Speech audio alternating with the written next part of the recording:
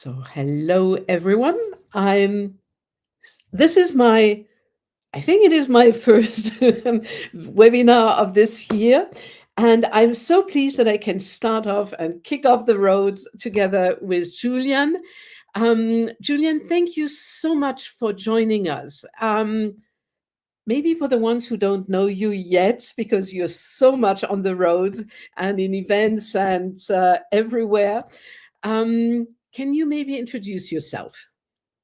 Of course. First of all, thanks for inviting me, and Happy New Year once again to you and all the listeners. And maybe in a nutshell, I have kind of a double role. On the one hand, I'm a professor of strategic management in Berlin, which is also my former background. So I was the former head of strategy of AXA insurance company in Germany. And so my second role is my passion. This is my topic of business ecosystems, where I'm in, and there I help companies, organizations to get into this ecosystem game with frameworks, with advisory, with keynotes. And therefore as you said, I'm very busy in conferences and in events to spread the word and to facilitate this challenging and interesting topic. Now, you created your company, you are co-founder of Ecosystemizer, and 2 or 3 years now. This year will be the third year where you published your book, right? This one. I'm not getting any money, but correct. It's already 2.5 years from now. Yes, absolutely. It was in May that it got published at that time. And you wrote that book, Ecosystemize Your Business. Can you maybe tell us what brought you the idea of Ecosystemizer? What inspired you? Of course. So actually, the story is already, like, say, 10 years old, because when I was at AXA, head of strategy, we tried to build ecosystems, but it really failed poorly, because the idea was to combine insurance products with smart home devices. And basically, in theory, a smart idea, because you try to address customer pain points, and you try to integrate solutions for that. So, for instance, if you install a security system, a smart security system in your house, you're better protected, and the chance that there people get into your home are decreased, and that's good for insurance companies. And so a win-win-win situation in theory, but it failed because distribution didn't like it. So people who had to distribute insurance products didn't like to distribute now smart home products, because already insurance products were very complicated to explain. And so in theory, good idea, also especially from an ecosystem perspective, but it didn't work out. So this actually hit me, and I said, hey, you have to stick with the topic also in your professorship, and do research about it and try to find out how to make that better. And that's why we came up at the end, after really years of research, with the Ecosystemizer book, with the company, and also the ideas behind that. We said, hey, we need something to facilitate this complex topic, to bring that mindset into the company, but also to drill it down from a buzzword to a business model to a very specific offering, which then also gets live. So that was basically the idea in a nutshell. So, I mean, what I love with the Ecosystemizer strategy map, which is one of the tools that you developed, and that you definitely, which is at the center of your framework. There is something which is very unique. You speak ecosystem to humans. Can you maybe tell a little bit more about that? How also you came to this idea? Because your prediction, I think it was 3 years ago, you said at that time already, in 10 years, we won't have any more business to business or business to consumers, but ecosystems to humans. Yes, that's basically driven by research. So once again, when I changed my role from head of strategy of AXA to a professor, I did a lot of research in terms of workshops, but also interviews. So we, in the last few years, also before we published the book, we had interviews with a couple of hundred managers, and we asked them what will change in a really broader way when you look at your business, and in particular in new business models. And so how will your business models work? And so one of the answers was, so we have to think broader, and have to think more end to end. And then we ask deeper and ask, okay, what does it mean for you, even for B2B companies? And that means we have to know our customers, the customers of our customers, and we have to address their pain points. And at the end, we are in human life. And so this is, on the one hand, it's not new, but to think that really through the end, and for each and every company, we developed this, in that time, provocative idea that you need something which complements the traditional idea of B2B and B2C. And that's why we named that ecosystem to human, because we have more partnering and we have more this holistic thinking. And then the derivation of that is the mentioned ecosystem strategy map, which combines that, the roles in ecosystems and this human-centric thinking. And now, maybe ultimate comment to that, it's true, we are not there. So not everybody thinks in that way, but yeah, it's true, we have more and more companies who like that, who can cope with that, who can use that thinking for further developing their core business, but also to add additional business. And that's why, I'm really happy that we created that, and that is adopted or in adoption now. I named the webinar Ecosystem Thinking. Is there an ecosystem thinking? There should be one, definitely, because no matter who you ask, if it's the big consultants companies like McKinsey, PwC, Bain, and BCG, they all say, hey, this is required, because you cannot do particular innovation and new issues alone. So you have to think it, who can help you. That doesn't mean that you need always a big ecosystem, or that you have to join one, but it's more this thinking, and that was your question. So the answer could be that, hey, we don't need it, and we can continue as we have worked before, but you at least have to take that into account and to double check that. And so that is one part of the answer. Now the question is there already is there ecosystem thinking? That is really that really depends. So we have companies who say, hey,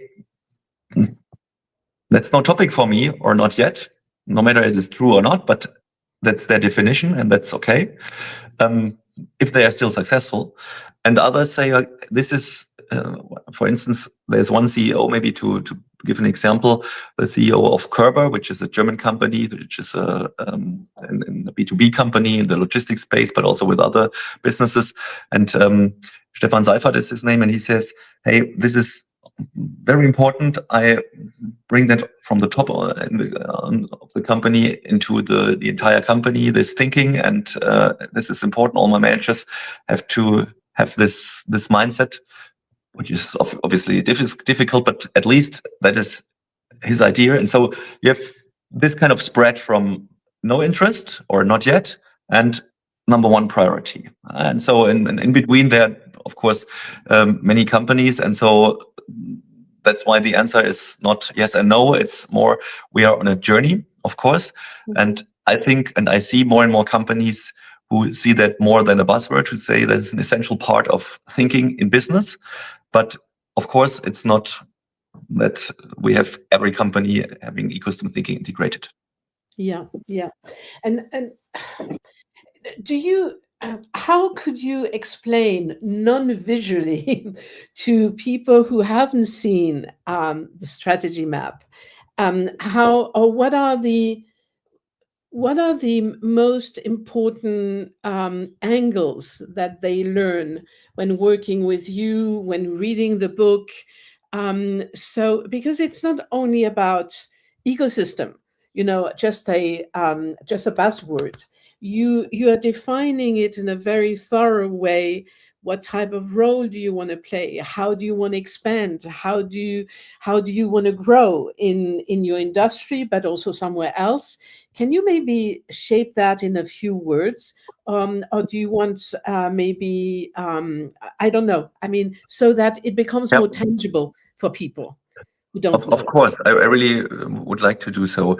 And I start really very high level from the way of how competition is seen, because that's the starting point. So, I mean, I was also educated in my business school with the logics of Porter and competition in industries.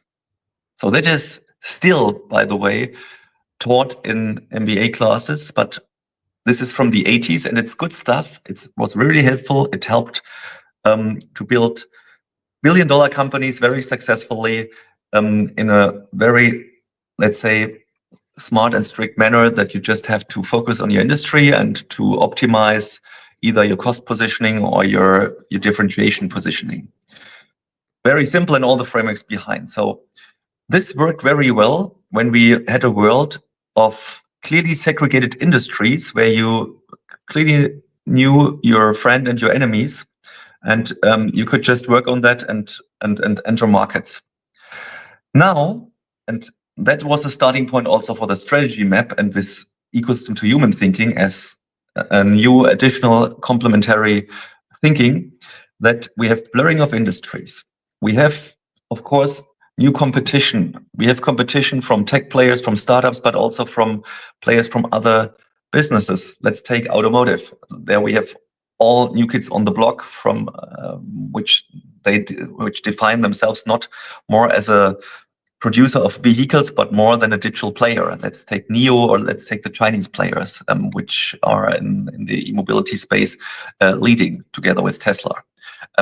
So, and many, many more. So these are examples that this logic of industry thinking is at least getting less and less importance. It's still there, and you need it for different market segments, but still it's changed. And I call that we have now, we switch from a industry-based world to a domain-based world. And domains are different boundaries of competition where we need models, frameworks, and thinkings. And the strategy map is one of them, that we try to move from this industry to the domain world. And now to explain it. So the idea is, let's get rid of your industry thinking and switch your thinking into what is your role in human life? That's the first question. And we have 10 life areas. So this was also driven by intense research. So one of them is, or some of them is, I don't name all of them, but it's mobility, it's health, it's entertainment, it's socialized, recreation, even spirituality. So we scoped which is important. And of course, it's not mutually exclusive because life is overlapping, but the idea was make it collectively exhaustive. So try that you can put every offering of this world into one of these 10 life areas. So that's number one. And second is, now, how close are you to us as human beings with your business? And there we have three roles. The role is orchestrator. So you're the platform or the ecosystem orchestrator for us as human beings, that is very close to us. Then we defined a role which is the realizer. Realizer is defined as companies who deliver products and services for us, but not with a platform where they integrate third parties, but so they can either sell directly to us or they use orchestrators. And then we have the third group, which is the outer ring, because it's kind of a radar from the visualization, if you will. This is the enabler, that are all B2B companies. And so now you combine this distance to the human with the life areas, and now you can start positioning and can think about in which life areas in which role am I positioned with my offerings. Of course, big companies have different positionings. You are not only in one life area in one role. So sometimes you're in morals, which is part of the reality. And then you can start to do simulation and identification of potential spots. And now we are in the ecosystem, because you cannot do that alone in past times. In the, let's say, come back to the Porter 80s time when he developed his frameworks, it was absolutely impossible because the entry barriers were very high for industries. And now when we have this kind of integration on cross-industry business models, you need an answer for that, and you have an answer because you can partner with others. And now our framework helps to tap into that world. And then in the next step, maybe last sentence to that, if you have your position in life areas and roles, then you have to think about what are now the business domains which are on top of the life areas and roles, which are now interesting. Let's take, for instance, autonomous driving, which is of course in mobility, but which can also have links to entertainment, because if you have autonomous driving, you can do different things while driving. Just one example. And so you have here now potential business models which we can start about human needs with the life areas and the roles, and then you can tap into business domains which can be interesting for you or even not. But you have to define that, where you want to go into and where not. Maybe that in a nutshell as a try to not having a visualization, but describing it.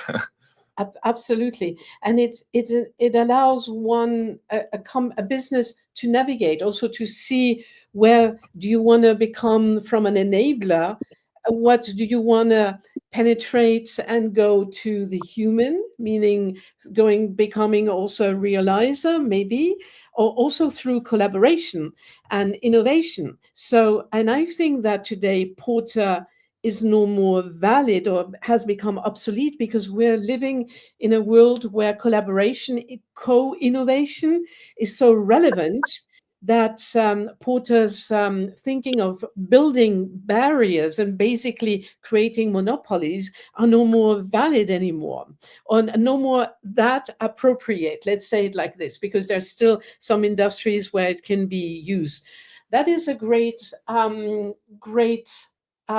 explanation. So now you are on the road since 3 years. I mean, and working with clients, working also with some other consultants, PwC, for instance, who is also with whom you are in frequent touch with. What are the insights you gained? What did the Ecosystemizer framework evolved? How does it look like? Because it starts to get you're basically getting out of a startup idea and a scale up. Where do you stand?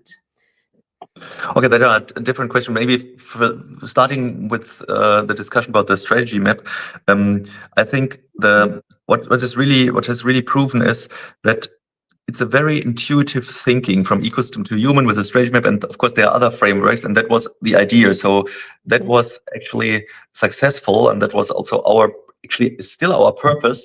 Of course, we are a company. We are not a social organization. Also, we have to make money, but still, my passion, it drives me that I see that it's valid what you do, and it's helpful, and it's helpful because it's so intuitive. That's the feedback that people can start either thinking about just a business idea, thinking about their entire portfolio, thinking about how can they optimize, how can they create something new, thinking about partnerships, and getting step by step into that thinking, which is still the minority, we have to say, who of course is thinking in that way in companies. So we are working normally with I always say it's a scarce species of people who have the degree of freedom to think in that way. Mm-hmm. The majority, at least in traditional hierarchical-based companies, cannot think in that way. And so it's more the people,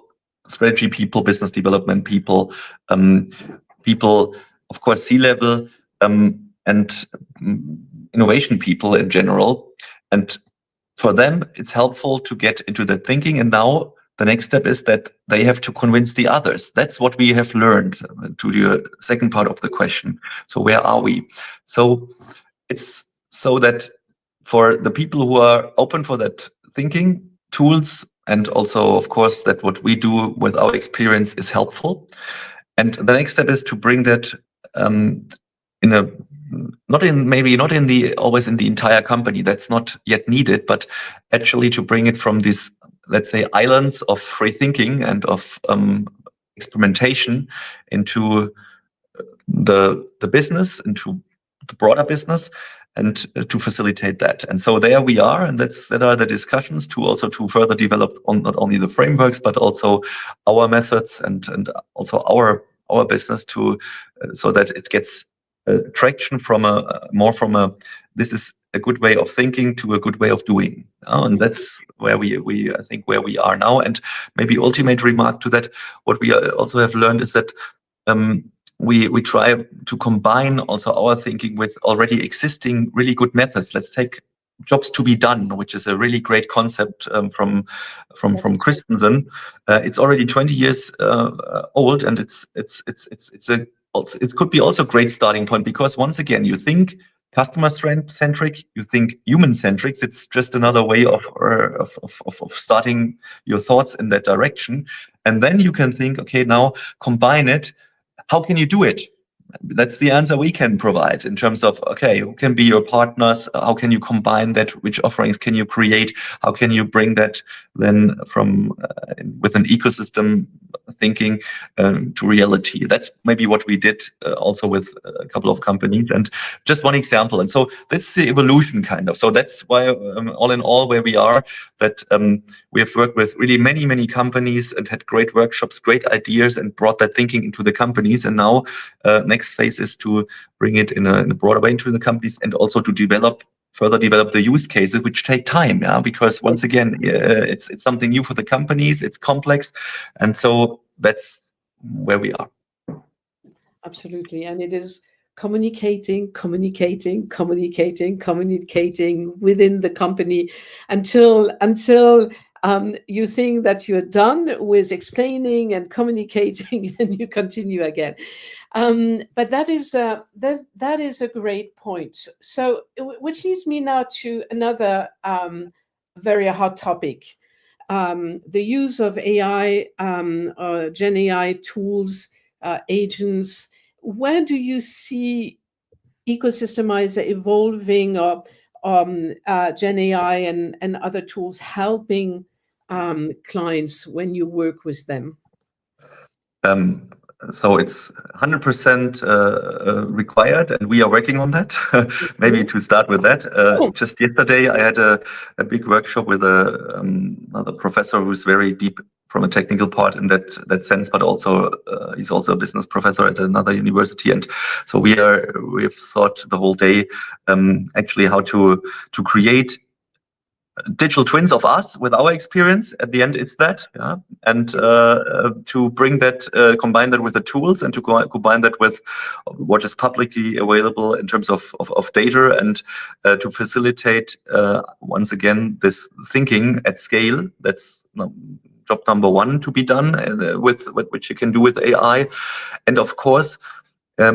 You can quantify, at least in theory, we are not yet there. You can quantify markets, segments, life areas, domains much better than if you have to do it manually. And so this all helps to bring that thinking more into the companies. There we are back on your first question, because still, when we are in companies, there's still also resistance in terms of, hey, why can't we just follow the path we have actually followed in the past decades or years? Yes. Because of course, in particular, in times of crisis, companies just react in the way they always have reacted. They cut costs and hope and wait that then the growth from the past comes back in their traditional markets. If it doesn't come, which we see more and more, they need new answers, and therefore we can tap into the game. But to believe that, you need explanations, and of course you can have theories like we have, but in order to make it more tangible, to quantify it, to make it, to simulate what if not having big fees for long, like I mean, you are also a former consultant. Also, the consulting game changes. So companies doesn't like to pay hundreds of thousands euros anymore when they don't know what they get. And so to show them what is actually the starting point, what do you get if you go on that journey.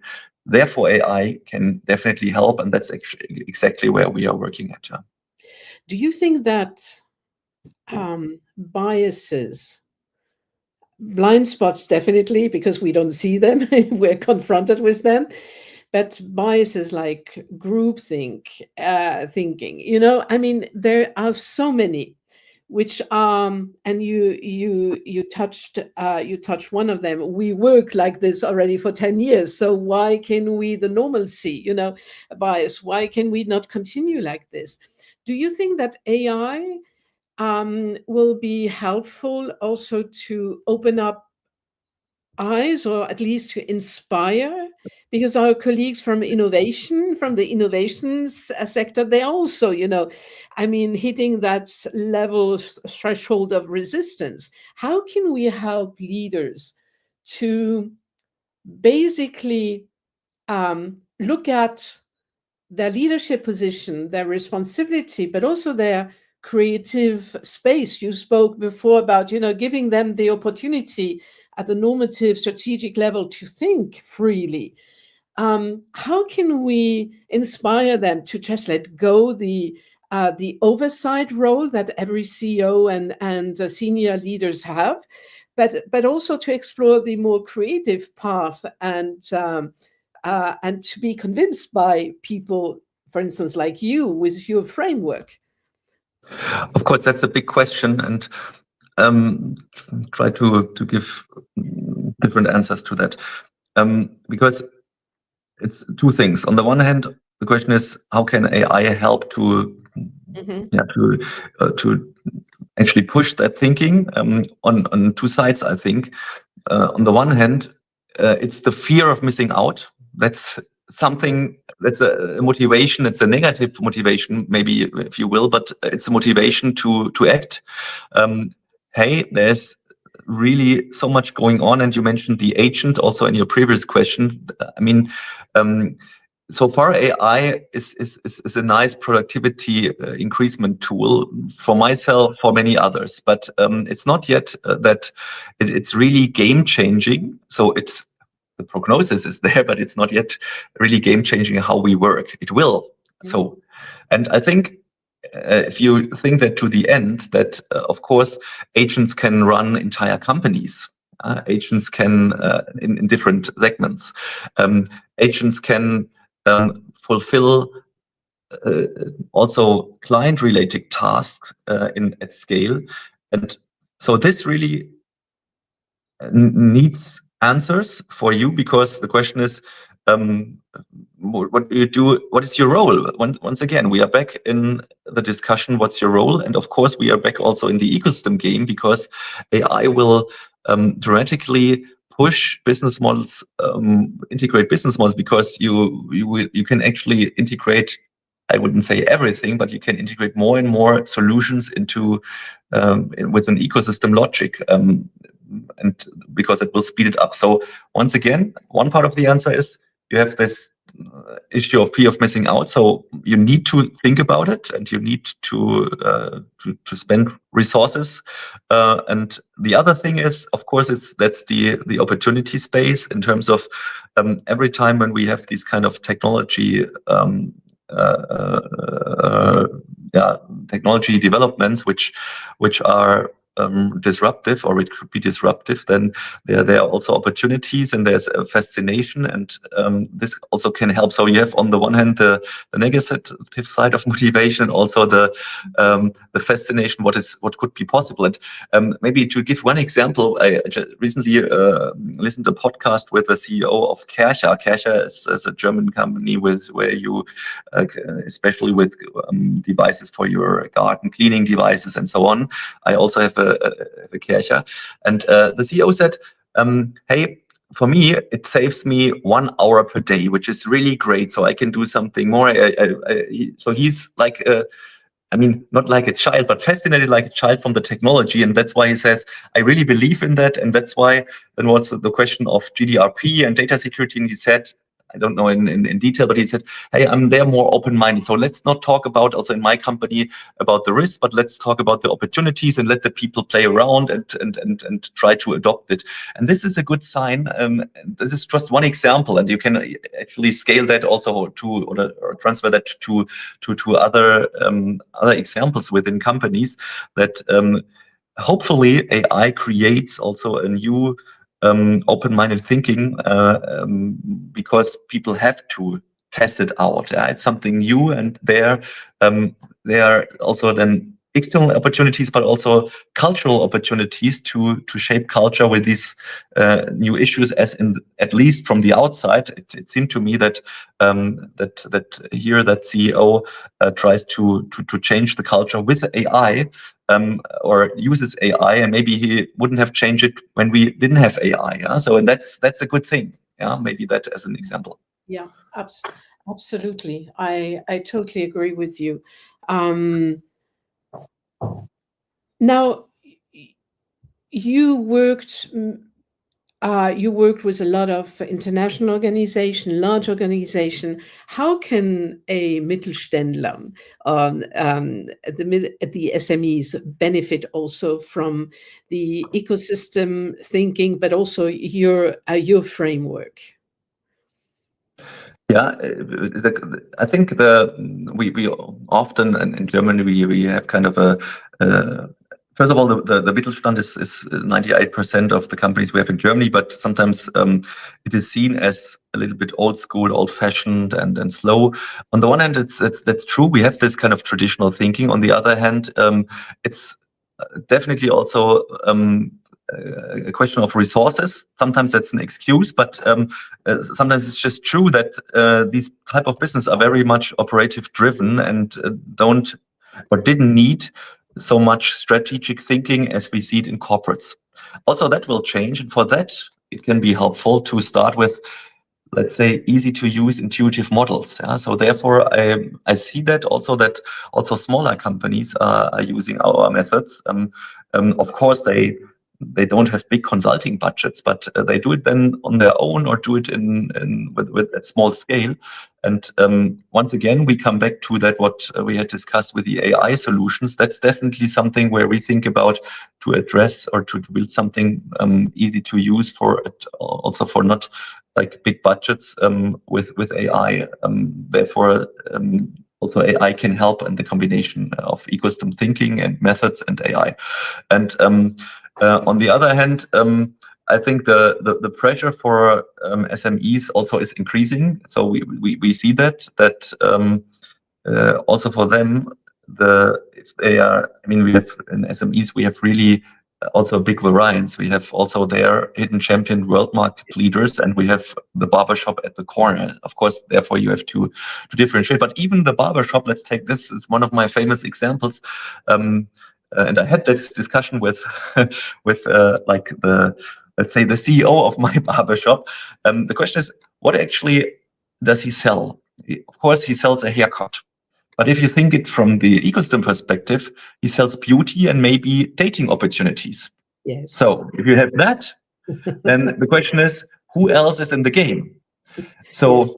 With whom could you cooperate? Of course, there are platforms like in Germany, like Treatwell, which try to at least help you to find your service partners in the beauty space. But it's not yet integrated. And the question is, can you do that also locally? And I think you can do. Or take a dentist or take a doctor.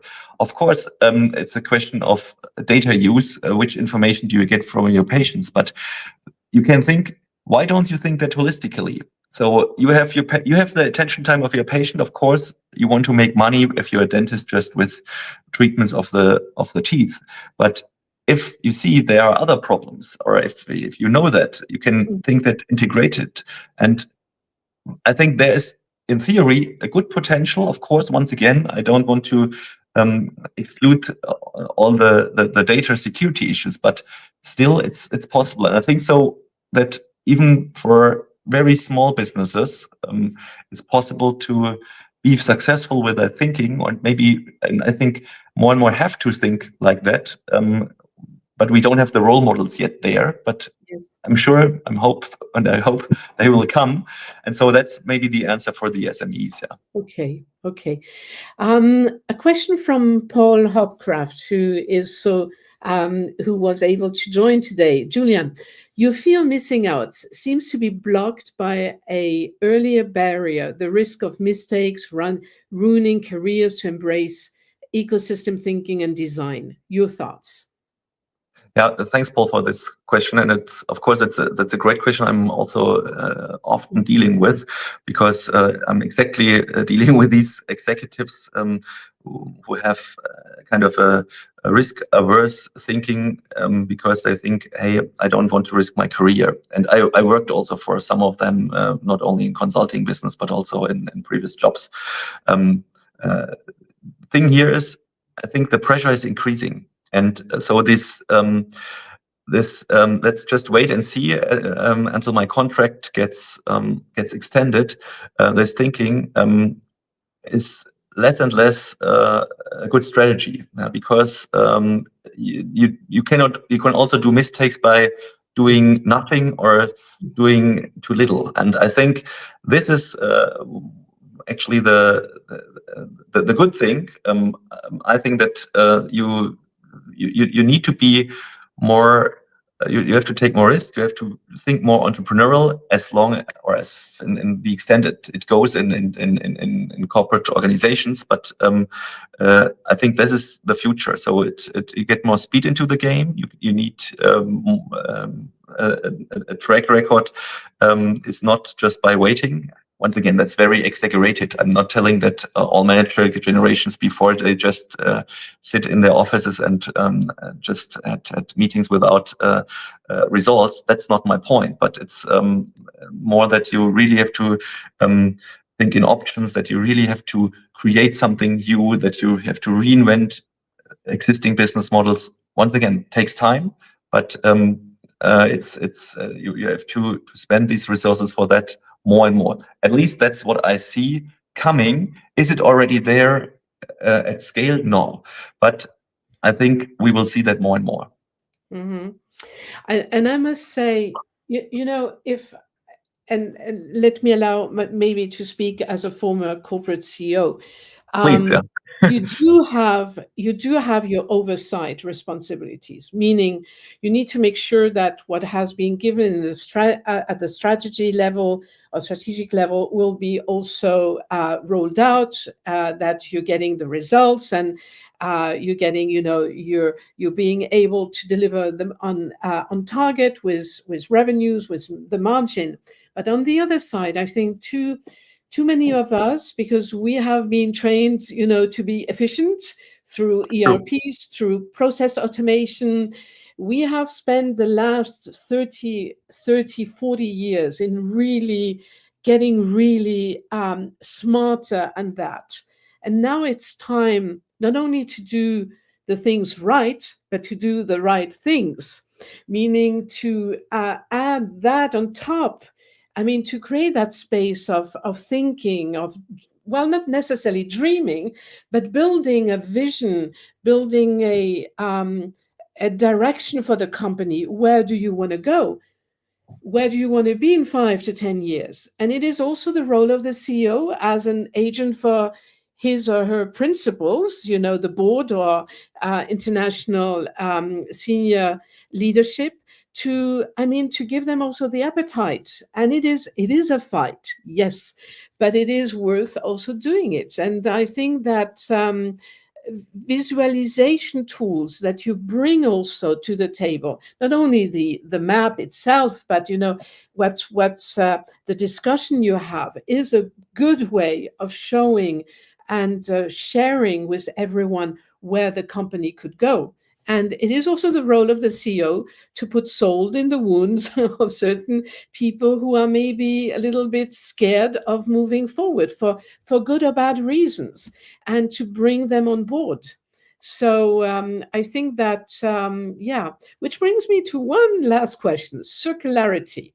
I don't talk sustainability. I talk circularity because it's a business model. People start to really, or companies start to embrace that at multiple levels. I don't want to answer for you, but my question, where do you see that Ecosystemizer can help there? First of all, of course, you said, okay, it's not sustainability. Maybe sustainability is a broader domain, but circularity is already one subdomain and one sub business model within. First of all, for us, that is a huge opportunity space for ecosystem business models in general, ecosystem ideas. And when that is the case, we can help. That is the short answer. But honestly speaking, also here we are more or less a good comparison also to the AI issue, where AI is productivity, sustainability, and circularity is in the past more a regulatory issue. So it's more you have to do it, of course it gets you some benefits, but it's not yet a real business model. Not making money with that. It's more that you just have to do it, and so this will change. And there I see the potential for circularity business models, especially with an ecosystem perspective, that you really can change the world. That's the purpose aspect, but also making money, doing good and doing business together. And once again, here it's difficult to do that alone. And therefore, on the one hand, from the mindset perspective, but also from the operating model, where ecosystem can help. And that's why I see that as a big opportunity space. Maybe that as a clear answer. Excellent. Let me just check if we have we do have several comments. Anna from the network is saying that it is a visual tool that is really excellent, not only for ideation, but also developing new value creation strategy and potential alliances, what you were just talking about. Lincoln Axon is saying, well, it's about really applying radical simplicity to increase the ecosystem value propositions. So I think that we are all together and we are all finding that, yes, definitely, ecosystem thinking is the next step. And I would say, coming back to our discussion, that the Ecosystemizer is definitely a very, very rich and valuable tool to use at all levels. I mean, definitely at the normative and strategic level, but also how to roll it out at the end. And especially if you're now working also on helping how to make it happen now with all the insights you got. That is fantastic. So with that said, I mean, Julian, thank you so much. And I'm looking forward meeting you again in person this year. And to everyone, to the audience, I mean, Happy New Year. Stay safe, be creative, be innovative.